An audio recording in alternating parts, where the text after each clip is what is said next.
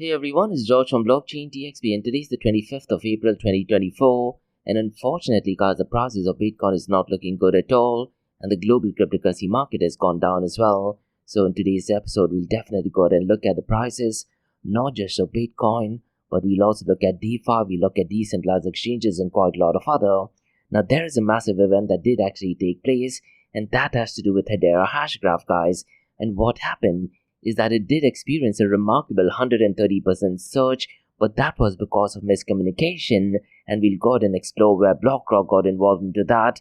Because what happened guys, there was some miscommunication regarding BlackRock's fund to be associated with Hedera Hashgraph, and that definitely was not the case, and later on BlackRock did actually go ahead and clarify that it was not directly involved in this move, and once that clarification was out, Hedera's H-bar did actually drop by 38%.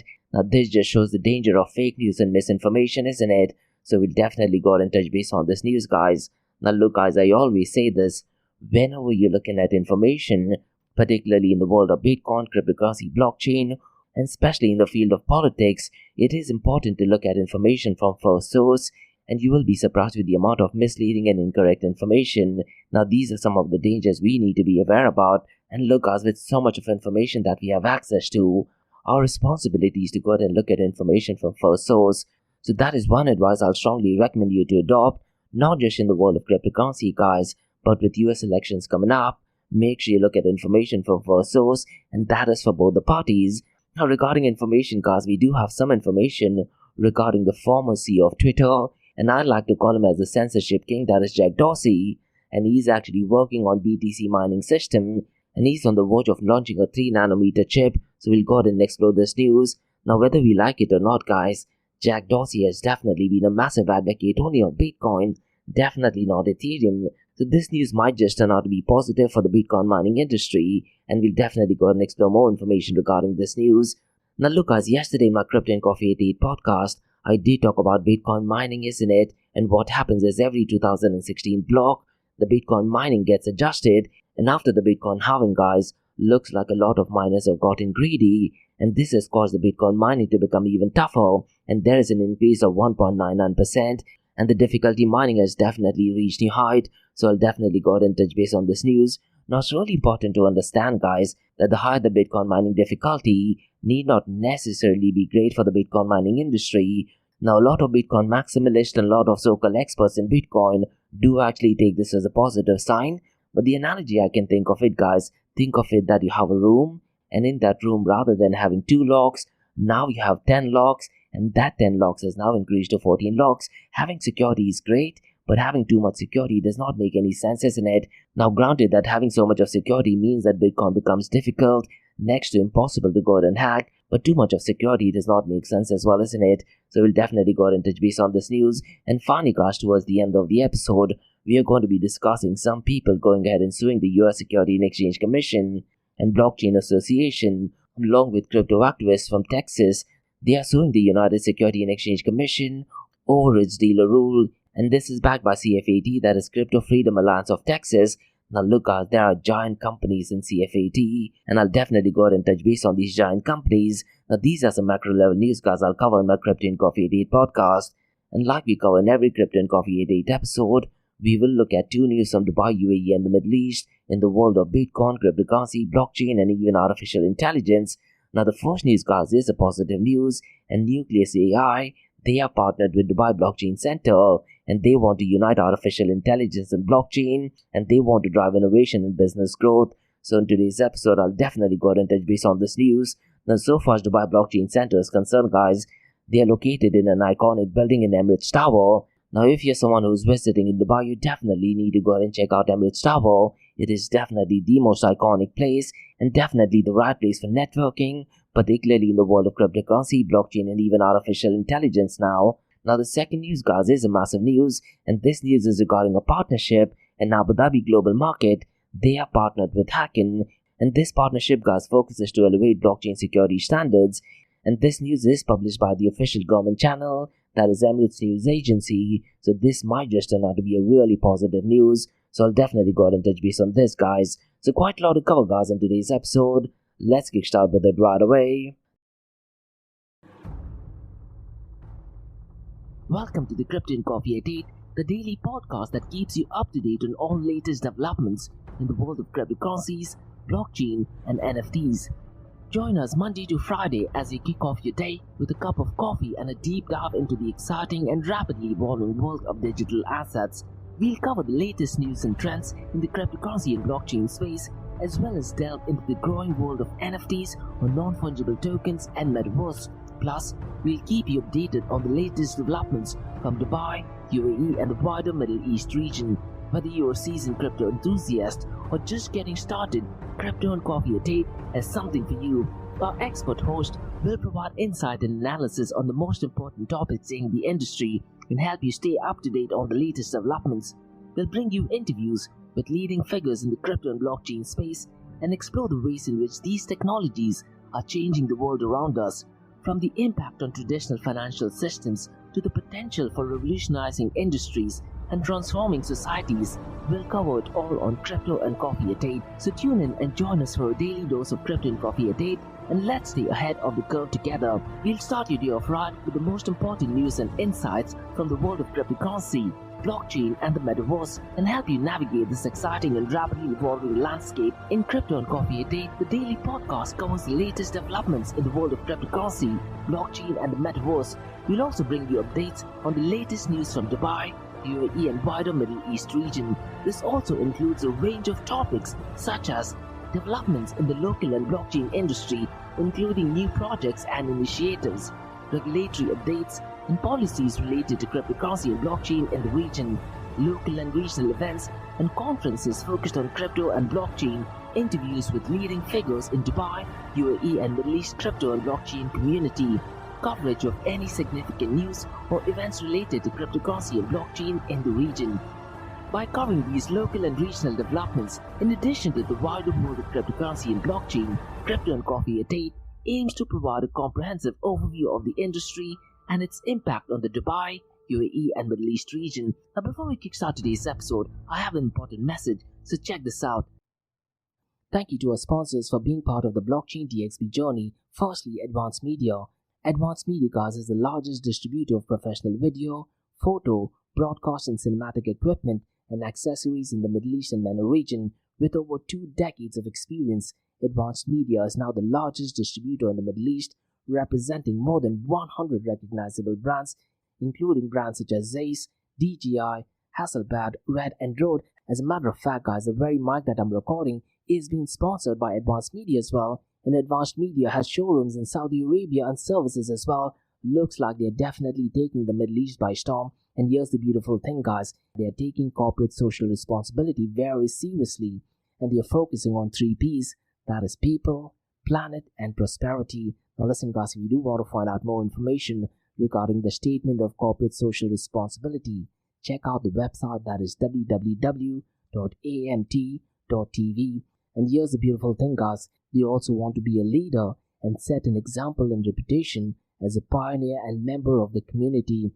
And in doing so, guys, they also have an AMT scholarship with SAE Institute in Dubai, UAE, so definitely check it out. And also, guys, Advanced Media is committed to persistently developing, organizing, and hosting training workshops, seminars, and community events that educate, inform, and familiarize consumers with new equipment and the latest technological advances. So listen, guys, do one thing. If you do want to support this channel, go to the website, that is www.amt.tv, and follow the social media channels as well. All of the details are in the show notes below. Next, Tough Mudder Arabia, guys, they are putting some really iconic events in the Middle East, and there is one final event of the season that takes place on the 20th of April in the iconic location called as Al Marjan in Ras Al Khaimah.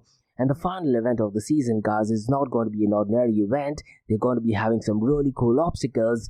And so far as Tough Mudder is concerned, guys, they create hardcore obstacle courses designed to test your all-round strength, stamina, and mental grit.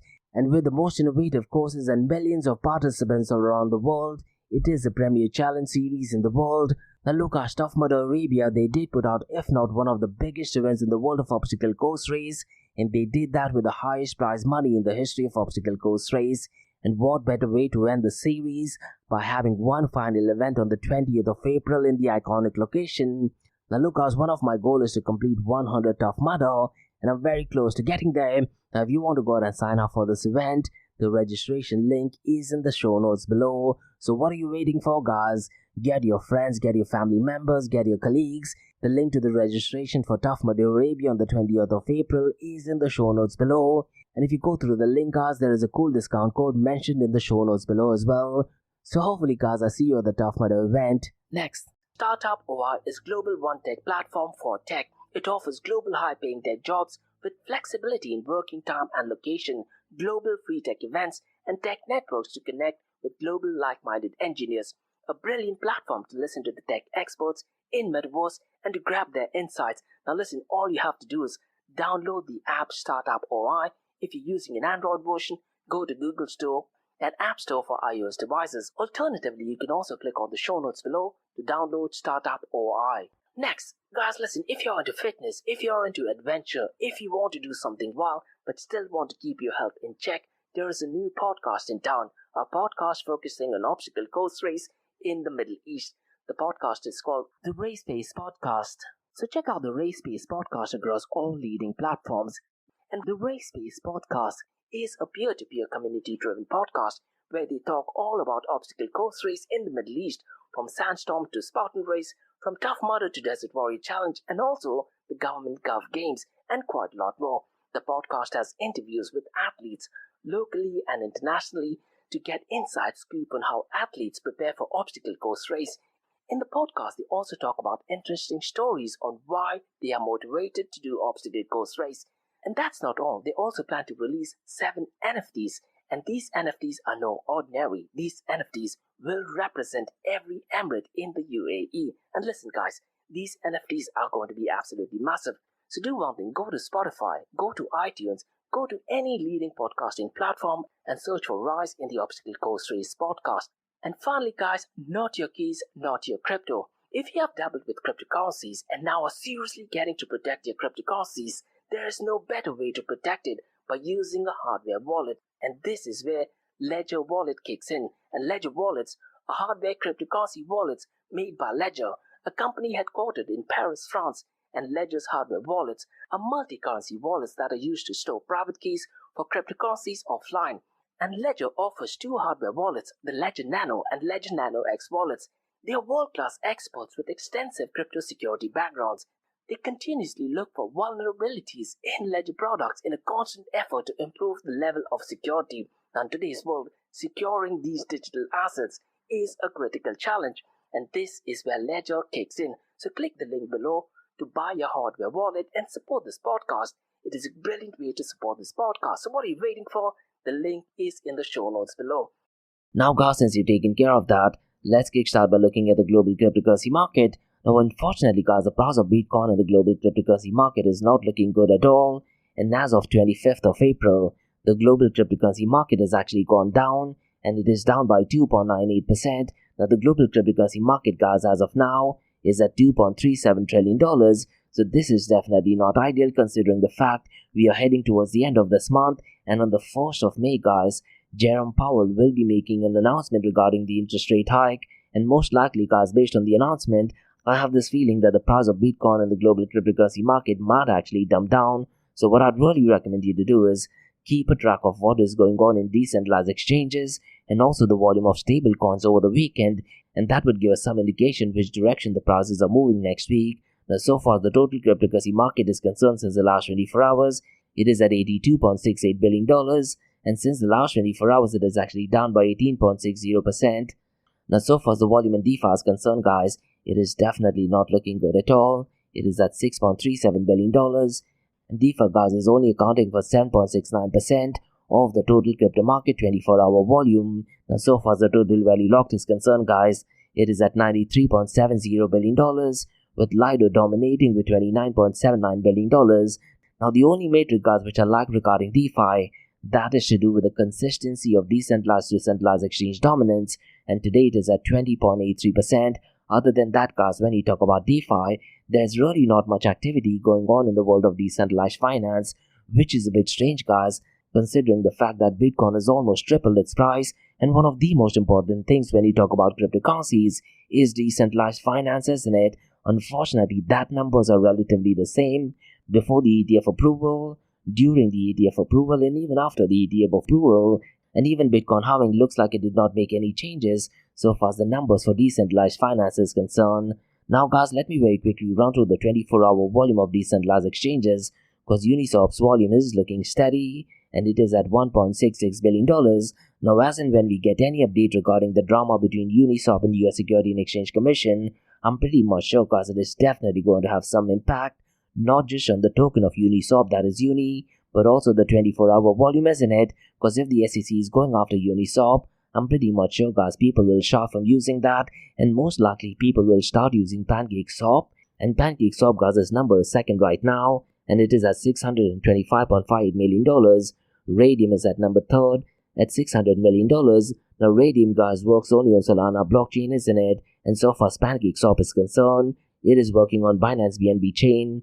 Now the number 4 guys is Orca, and its 24-hour volume is $322.14 million. And finally Curve Finance at $308.86 million. Now let me very quickly run through the volume of stable coins guys, because it looks like the volume has definitely increased, and today it is at $75.99 billion, and stablecoins as of today is accounting for 91.70% of the total cryptocurrency market 24-hour volume. Now look guys, this is definitely slightly positive news, because when the prices are reducing and if the volume of stablecoins is increasing, it just gives them some idea that people are going ahead and transferring the Bitcoin and cryptocurrencies into stablecoins, isn't it? So hopefully guys, this particular number should actually reflect in a positive direction, particularly over the weekend. So I wouldn't be surprised over the weekend the 24-hour volume of stablecoin definitely fluctuates in a positive direction, and that would indirectly impact the price of Bitcoin and cryptocurrencies in a positive way. This is just wishful thinking, I guess.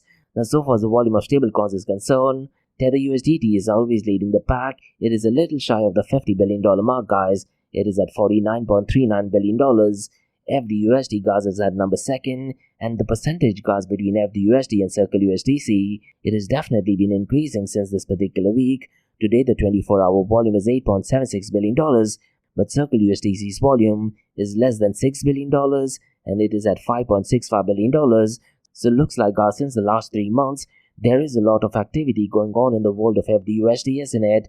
So it's going to be really interesting to see guys if we do see some drama between the issues of USDC, that is Circle, and the issues of FDUSD. Now let me very quickly run through the market cap, 24-hour trading volume and dominance between Bitcoin and Ethereum. Now unfortunately guys, Bitcoin's market cap has gone down, and today it is at $1.26 trillion, whereas Ethereum's market cap is $381 billion. Now if we look at the 24-hour trading volume guys, there's not much going on, because Bitcoin's 24-hour trading volume is $29.02 billion, Ethereum's 24-hour trading volume is $13.51 billion. Now the dominance of Bitcoin has marginally gone down guys, but not by a lot. It is at 53.22%, but Ethereum's dominance has actually picked up pace, and today it is at 16.10%. Now in today's episode guys, let me very quickly run through the market cap of interoperability protocols, and I tend to share these numbers on my Crypto and Coffee at 8 podcast once in every 2 weeks or once a month guys, but me personally I tend to look at these numbers every second day. And what I suggest you guys to do is go to defilama.com or go to masari.io and just have a look at these numbers guys, because sometimes these numbers are ridiculously scary and strange. Now so far as interoperability protocols is concerned, Quant is number 1 and its market cap is $1.31 billion. Wormhole guys is at number 2nd and its market cap is less than $1 billion mark. It is at $900 million. XLR is at number 3rd and its market cap is $746 million. And at number 4th guys is Threshold Network and its market cap is $338 million. And finally guys, at number 5th is Seller Network and its market cap is $211 million. Now look guys, when we talk about the interoperability protocols, because these numbers are ridiculously less, I have this feeling that it is only these protocols that are making these transactions.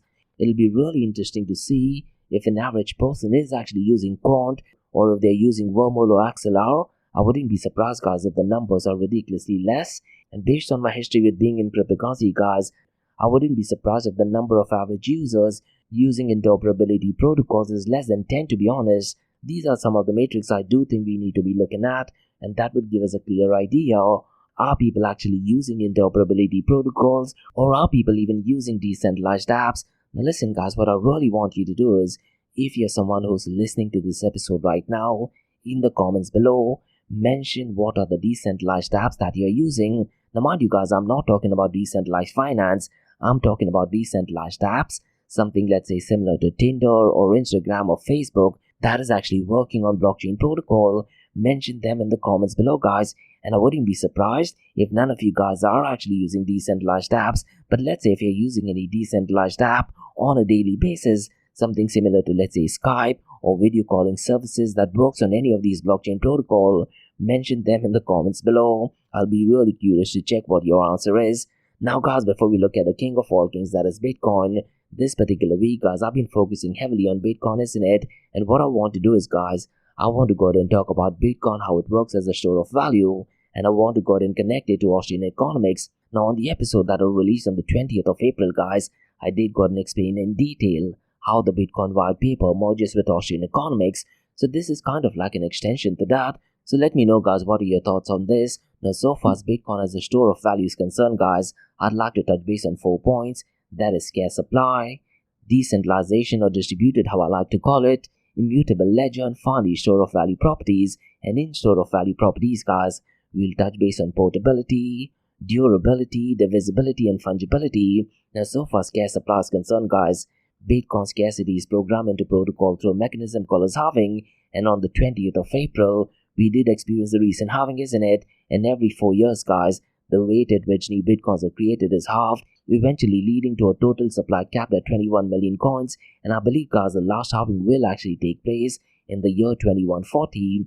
Now this finite supply mirrors the scarcity found in commodities like gold, which has historically been priced for its limited quantity, isn't it? But the difference guys between the supply of gold, these are actually managed by government entities and financial institutions, but so far as the supply of Bitcoin is concerned, it is kind of unchangeable, and it is written in code, isn't it? So it is next to impossible to go ahead and increase the supply. But in case of gold guys, there is a possibility to go ahead and increase the supply. Now so far as decentralization or distributed, how I like to call it, it's so important to understand that Bitcoin operates on a peer-to-peer network with transaction verified by a distributed network of nodes rather than a central authority. And this distributed form of working ensures that no single entity can control or manipulate the Bitcoin network, enhancing its resilience against censorship and government interference.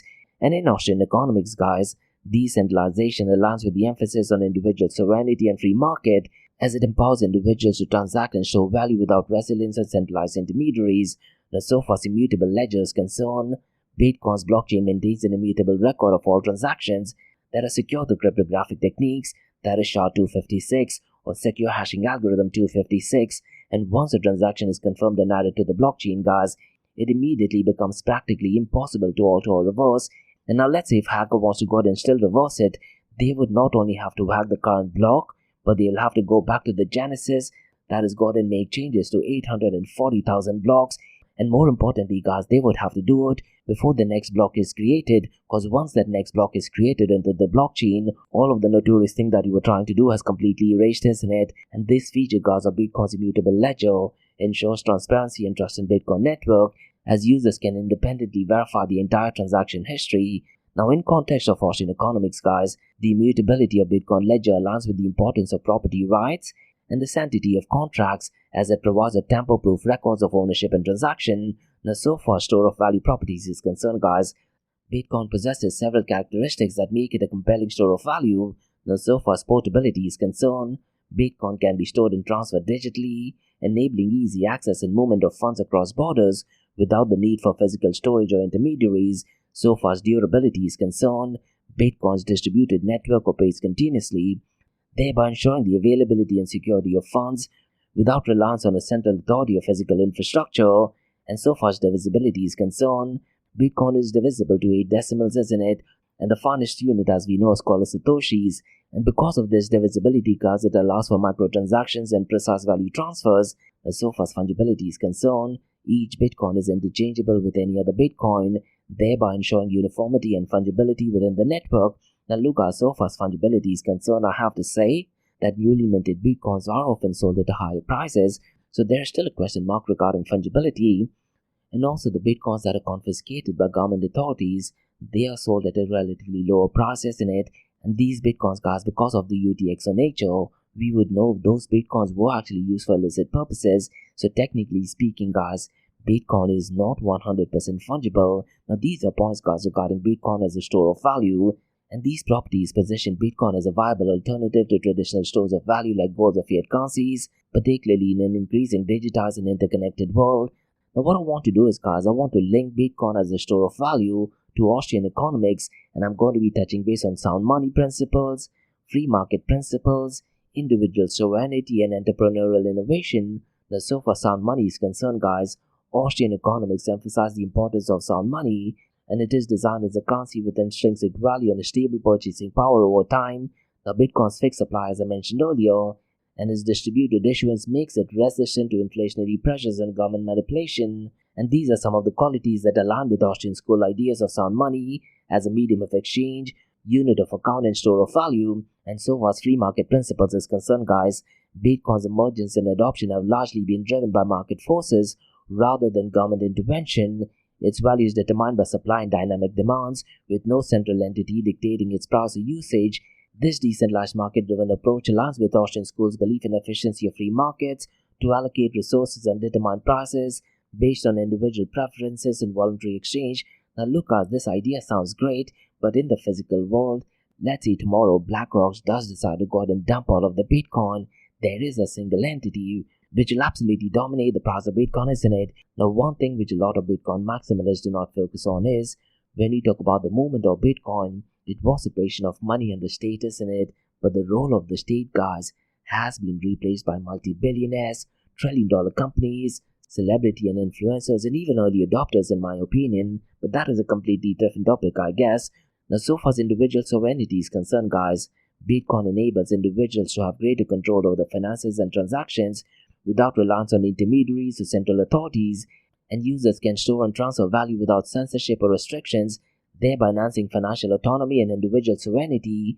And this aspect resonates with Austrian economics, emphasis on individual rights and freedoms, particularly regarding property ownership and economic decision-making. Now so far as entrepreneurial innovation is concerned, guys, Bitcoin's development and the ecosystem surrounding it exemplify entrepreneurial innovation and spontaneous order. And these are concepts central to Austrian economics, isn't it? And its decentralized nature fosters experimentation and even competition among developers, entrepreneurs, and users, thereby leading to continuous improvements in novel application. And this bottom-up approach, guys, to innovation contrasts with top-down central planning advocated by other economic theories, reflecting the Austrian school's skepticism of government intervention and preference for decentralized decision-making. So look, guys, essentially in summary, Bitcoin's property as a store of value, including scarcity, distributed form of working, immutability, and portability, align closely with key principles of Austrian economics such as sound money, free market, individual sovereignty,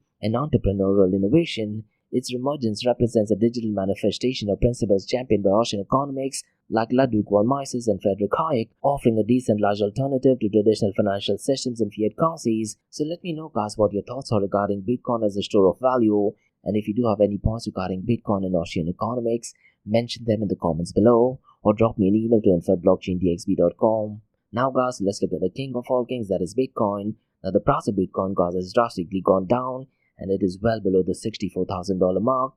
And right now, guys, it is at $63,999. Now, by the time you're listening to the episode, guys, I'm pretty much sure the prices will actually drop below the $62,000 mark as well, because since the last 24 hours, it is down by 3.52%. But via coin market cap, guys, you can look at how the prices have been going down on an hourly basis. And right now, when I'm recording this podcast, it is down by 18% since the last 1 hour itself. But since the last 7 days, guys, the price of Bitcoin is up by 4.99%. Now, Ethereum's price is not doing good at all as well, guys.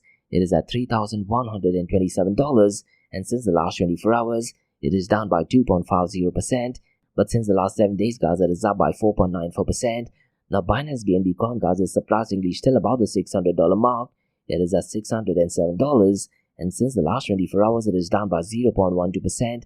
But since the last 7 days, it is up by 13.55%.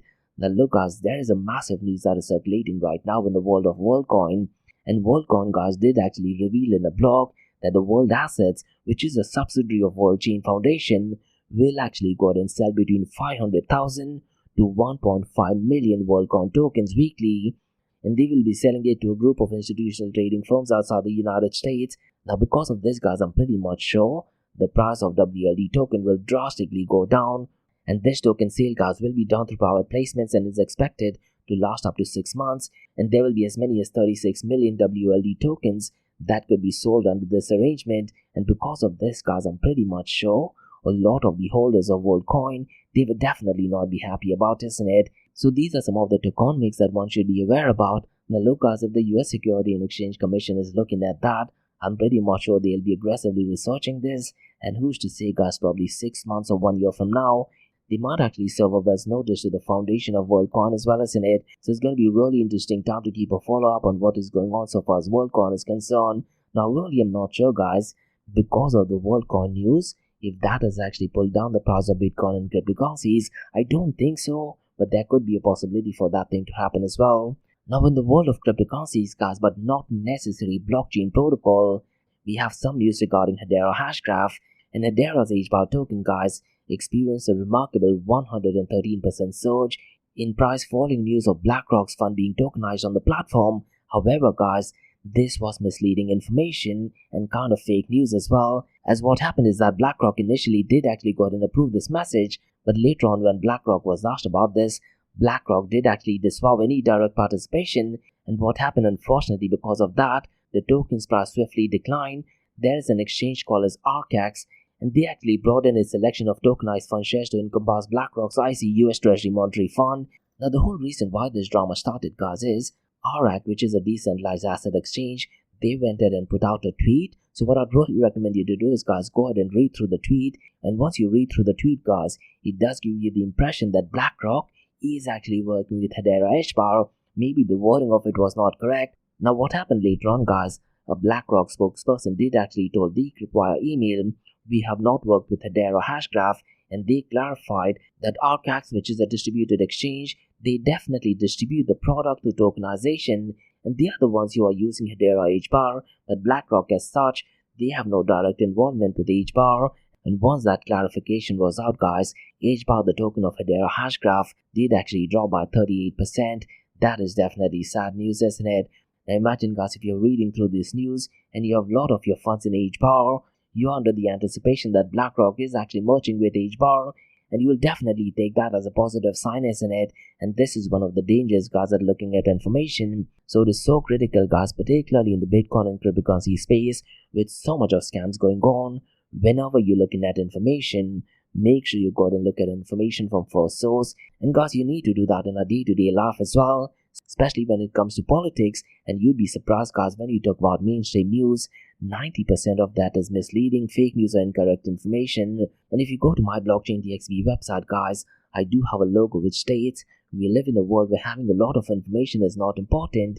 Having information from first source is important. And Ray Dalio, guys, one of the legends in the finance space, he has often said that mainstream media is making it extremely difficult for individuals to get access to full source of information. So look, guys, if you're someone who's reading a lot of newspaper, who's reading quite a lot of information, just question yourself, are you looking at information for first source? Because having a lot of fake news and reading through a lot of incorrect information will actually not make you a smarter person. You will just be an expert in fake news, isn't it? Now, guys, let's discuss some really interesting metrics that is to do with Bitcoin mining, and looks like they have achieved a new all-time record. Now, this point of time, guys, you know that every 2016 block, the Bitcoin mining difficulty gets adjusted accordingly, isn't it? And following the Bitcoin's fourth halving, guys, the network recently underwent its initial difficulty adjustment, marking a 1.99% uptick and propelling miners' difficulty to an all-time peak. Now, the difficulty, guys, has soared from 86.39 trillion to a fresh milestone of 88.10 trillion, and the difficulty, guys, surged by 1.99%. Now, the next adjustment in difficulty is projected to occur on the 8th of May 2024, and initially, guys, the hash price surged to $182 per petahash per second per day, but subsequently dwindled to 74 per petahash per second per day just 2 days prior. Now, if you do want to look at some numbers, guys, regarding Bitcoin halving, Bitcoin.com has published a detailed report with the pricing and the terahashes per second and petaterahashes per second, and the link to that is in the show notes below. Now, look, guys, I have two basic questions. With Bitcoin mining difficulty increasing, will it be sustainable for miners? And in my episode yesterday, guys, I did talk about an article which is actually published by James Butterfield, who is the head of research for CoinShares, and he actually stated that it would be much more profitable for Bitcoin miners to go and utilize the mining equipment in artificial intelligence, because look, the cost to mine one Bitcoin, guys, is roughly around $53,000. And what has happened, guys, in the past, when the Bitcoin mining difficulty gets adjusted, a lot of the Bitcoin miners do have to go and shut down their doors because they are not making quite a lot of money. Now look, guys, as much as we dislike saying this just means that mining industry will be extremely centralized, and who's to say, guys, BlackRock, with them getting into ETF game, they can definitely and easily dominate the Bitcoin mining world, isn't it? Now look, guys, one of the biggest dangers I can envision is that BlackRock, they can directly or indirectly go ahead and change the Bitcoin mining consensus from proof of work to proof of stake as well, isn't it? Knowing the power of BlackRock, guys, you never know that thing is possible. Now look, Michael Saylor is a massive advocate of Bitcoin, but his company, that is MicroStrategy, they are heavily funded by BlackRock. Even Coinbase is funded by BlackRock, and so is the issuers of USDC, that is Circle as well.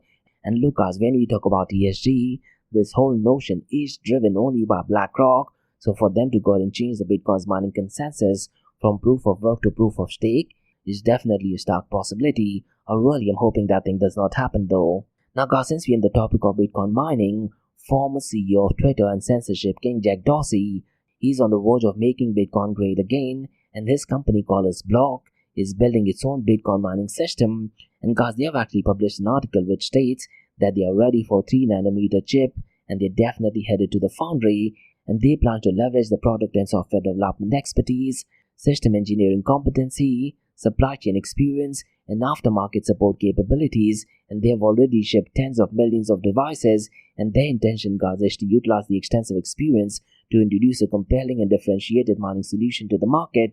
Now look, guys, if you want to go out and read through the article, the official link is in the show notes below. Now it is a bit ironic that Jack Dorsey is involved in the most decentralized and distributed form of money, that is Bitcoin, which, to be honest, is censorship resistant, isn't it?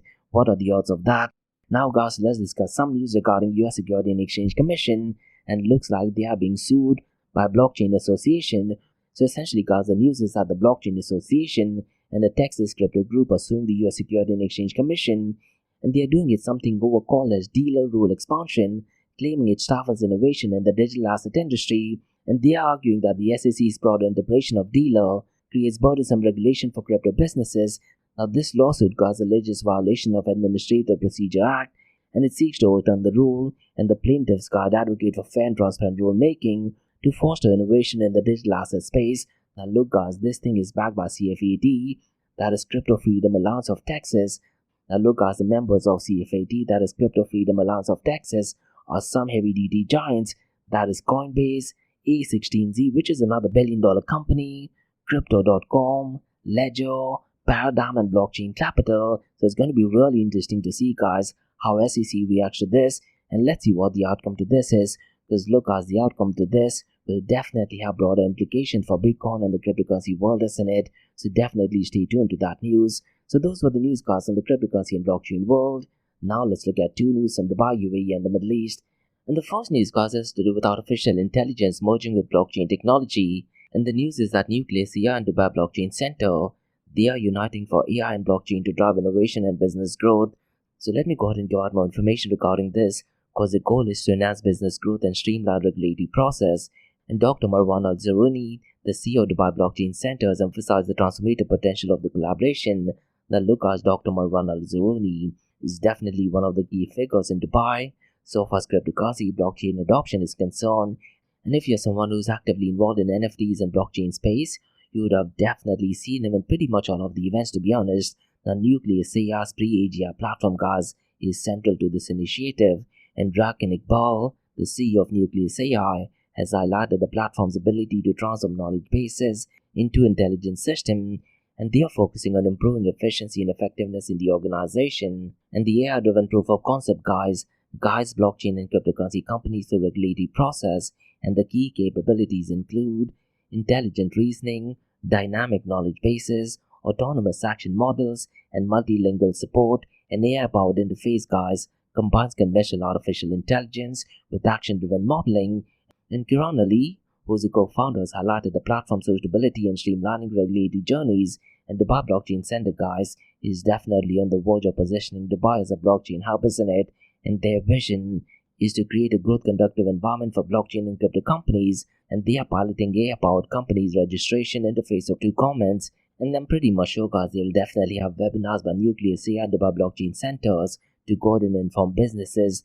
And look, guys, so far Dubai Blockchain Center is concerned, they have been established in 2018, and they are definitely working on driving innovation and collaboration. And so far as Nucleus AI is concerned, they are pioneering customer service experience through its pre-age AI platform. Now, so far as the affiliation is concerned, guys, there are strong affiliations with Dubai Future Foundation, Dubai Center for Artificial Intelligence, and Georgetown's University Entrepreneurship Center, that is the Venture Lab. So definitely positive news. Now, guys, let's look at the second news, and this news, to be honest, is an even massive news, and that is regarding hacking. They have signed a partnership with Abu Dhabi Global Market, and they want to elevate blockchain security standards. So let me go ahead and give out more information regarding this, guys, because they signed a memorandum of understanding, and that had to do with blockchain security and compliance. And the aim, guys, of this partnership is to establish a world-leading security standard, and the collaboration between the regulatory body, that is Abu Dhabi Global Market, and security auditor, that is Hacken, is definitely positive news, isn't it? And they're focusing on setting new benchmark for blockchain security, and Abu Dhabi Global Markets Registration Authority is planning to work with Hacken on security standards, and this joint effort, guys, is focusing on developing on-chain monitoring solution. And this partnership highlights Abu Dhabi Global Markets innovation and regulatory frameworks, and they're definitely emphasizing Hacken's commitment to global blockchain security advancement. Now, so far as the memorandum of understanding is concerned, guys, it highlights security and compliance standards development, and advanced distributed ledger foundation monitoring arrangements will also be in play, and there will be development of AI-enhanced monitoring solution as well. And Hamad Sayar Al-Mazuri, the CEO of Abu Dhabi Global Market Regulatory Authority, underscores a commitment to excellence, and integration of artificial intelligence-driven technologies will be used for regulatory excellence, and they will definitely be focusing on pioneering model, enhancing transparency, security, and trust. Now, the next focus, guys, is definitely going to be in SupTech, which is supervisory technology, and this, guys, is one of the points so far central bank initiative is concerned in the world of CBDCs, and they have 9 programs that is called as the FIT program, and SupTech definitely falls under that. Now, so far as Daima Budin is concerned, the co-founder CEO of Hacken, he definitely stresses the significance of this partnership, and they definitely want to set new gold standards for blockchain security and compliance. So definitely positive news. Now look, guys, if you do have any feedback or suggestions regarding this, mention them in the comments below, and I'm pretty much sure, guys, their competitors, that is Glassnodes, Chainalysis, they will definitely be keeping a key eye on this, isn't it? But so far as Abu Dhabi is concerned, guys, this is definitely positive news.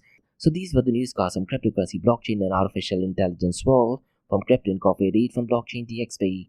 In case if you guys have any feedback or suggestion, mention them in the comments below.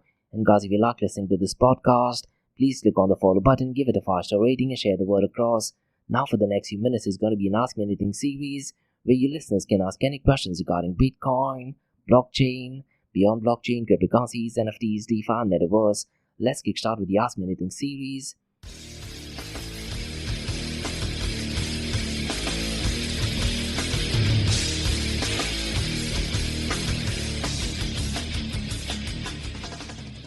Hey everyone, it's Josh from Blockchain DXB listening to the Ask Me Anything series, where you listeners can ask any questions regarding Bitcoin, blockchain, beyond blockchain, cryptocurrencies, NFTs, DeFi, and Metaverse. I have a question by Evan who asks, which direction do you think the prices could be heading towards, considering the fact that prices have plummeted recently? Now look, Evan, regarding prices, the only thing I can say, all price predictions are 100% right, 50% of the time, isn't it? No one can give accurate price predictions. All price predictions that so-called YouTube influencers are saying never turns out to be true. And in my episode yesterday, I talked about Standard Chartered. They went ahead and gave a vague prediction that the price of Bitcoin will touch $150,000 by year end. And they also talked about Ethereum's price to go ahead and reach $8,000. What I'd really recommend you to do is, Evan, rather than focusing on the price, try to understand the technology that, to be honest, will make you much richer. Or if you're someone who's trying to build things, the perfect thing to build right now is issuing tokens on Room blockchain. that would definitely help you to earn a couple of $100,000, maybe even a couple of millions in the next couple of months. Now, regarding price prediction, the only thing I can say is that the CPI numbers in US, that is the Consumer Price Index or inflation, that has definitely not been looking good. And on the 1st of May, Jerome Powell, based on that numbers, will be making a decision whether to keep the interest rate hike, reduce the interest rate hike, or go ahead and increase the interest rate hike. Now, based on my understanding, because the CPI numbers have consecutively increased since the last 3 months, I wouldn't be surprised if Jerome Powell does actually go ahead and decide to increase the interest rate hike. And if that thing happens, unfortunately, the price of Bitcoin and the global cryptocurrency market will actually go down. So the key date what I'd recommend you to look at having so far as the price is concerned is the 1st of May. That is give you some direction as to where the price is heading towards. I absolutely cannot give you any number, nor can anyone. If anyone is giving you the number by throwing some fancy charts, they are clearly lying. They want to go ahead and sell you some products. They want to go ahead and sell you some of the consultation services, or they want you to go ahead and follow the copying strategies. Now, apart from the FOMC meeting that is scheduled to take place on the 1st of May, 23rd of May is when we find out if an Ethereum ETF is approved or not. Now look, this is pretty simple, Alvin. If an Ethereum ETF is approved, the prices of Ethereum is definitely going to shoot up, but most likely, based on the information that I'm receiving, there is very less chance for an Ethereum ETF to be approved, and that thing will actually cause the price of Ethereum to go down. And because the price of Ethereum is actually going down, I'm pretty much sure that will bring down the price of Bitcoin and definitely bring down the price of tokens. I'm pretty much sure that'll bring down the price of NFTs and meme coins. But other than that, what I'd strongly recommend you to do is try to identify what the technology is. And right now there is so much hype regarding artificial intelligence, isn't it? Focus on areas in artificial intelligence, and you could probably use certain AI to go ahead and make price predictions as well. Now, at this point of time, I really am not sure what the outcome of AI prediction is, but it is definitely a niche area to look into.